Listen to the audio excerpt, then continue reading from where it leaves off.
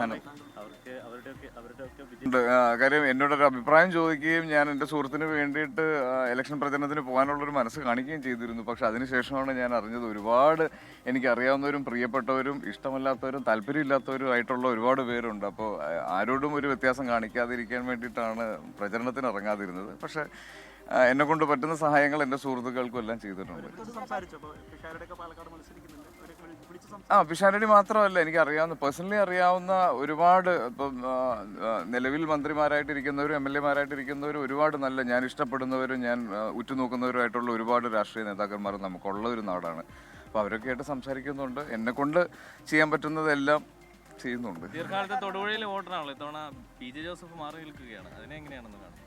Joseph സാറിന് മാറി നിന്നത് അടുത്ത ജനറേഷൻ വരുന്നു എന്നൊക്കെ പറയുന്നത് ശരിക്കും നമ്മുടെ നേതാക്കന്മാർക്കുള്ള ഒരു മെച്യൂരിറ്റി ആയിട്ടാണ് എനിക്ക് തോന്നുന്നത്. കാര്യം അവർ മനസ്സിലാക്കുകയും പുതിയ തലമുറയ്ക്ക് കൃത്യമായ ഗൈഡൻസ് കൊടുത്ത് മാറി നിൽക്കുകയും ചെയ്യുന്നു എന്ന് പറയുന്നത് ഈ സീനിയേഴ്സ് ആയിട്ടുള്ള എല്ലാ രാഷ്ട്രീയക്കാരും പിന്തുടരേണ്ട ഒരു കാര്യമാണ്. സ്ഥാനാർത്ഥിത്വത്തിന്റെ ഘട്ടത്തിൽ അങ്ങയുടെ പേരടക്കം ഉണ്ടായിരുന്നു. അതെ, ഭയങ്കര ക്യൂരിയസ് ആയിട്ടുള്ള ഒരു കാര്യമായിരുന്നു. കാര്യം ജോസഫ് സാർ വിളിച്ച് ചോദിച്ചു ഞാൻ ഇലക്ഷൻ നിൽക്കുന്നുണ്ടോ എന്നുള്ളത്. വീട്ടിൽ വിളിച്ച് അങ്ങനെ ഒരു വാർത്ത കേട്ടെന്ന് പറഞ്ഞു. അത് എനിക്കും വീട്ടിൽ വാപ്പാക്കും ഉമ്മാക്കും എല്ലാവർക്കും ഒരു അത്ഭുതമായിരുന്നു.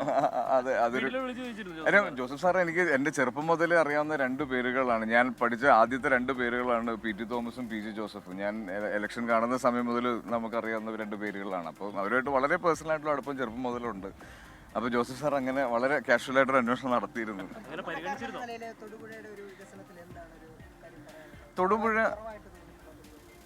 എനിക്കറിയില്ല, നിങ്ങൾ തൊടുപുഴയിൽ മാത്രം നിൽക്കുന്നവർക്ക് അങ്ങനെ തോന്നുമായിരിക്കും. പക്ഷെ പോയി വരുന്ന ഒരാളെന്ന നിലയിൽ ഞാൻ ഓരോ പ്രാവശ്യം വരുമ്പോഴും തൊടുപുഴ അത്ഭുതകരമായി മാറിക്കൊണ്ടിരിക്കുകയാണ്. ഇപ്പം ഞാൻ പറയുകയാണെങ്കിൽ ഞാൻ കഴിഞ്ഞത് മൂന്നാറിൽ നിന്ന് ഇറങ്ങി വരുമ്പോൾ ഞാനൊരു ഷോർട്ട് കട്ട് എടുത്ത് മുതലക്കുടം പട്ടയങ്കവല വഴി ഇറങ്ങി വന്നപ്പോൾ ഞാൻ ചെറുപ്പത്തിൽ സൈക്കിളോട്ട്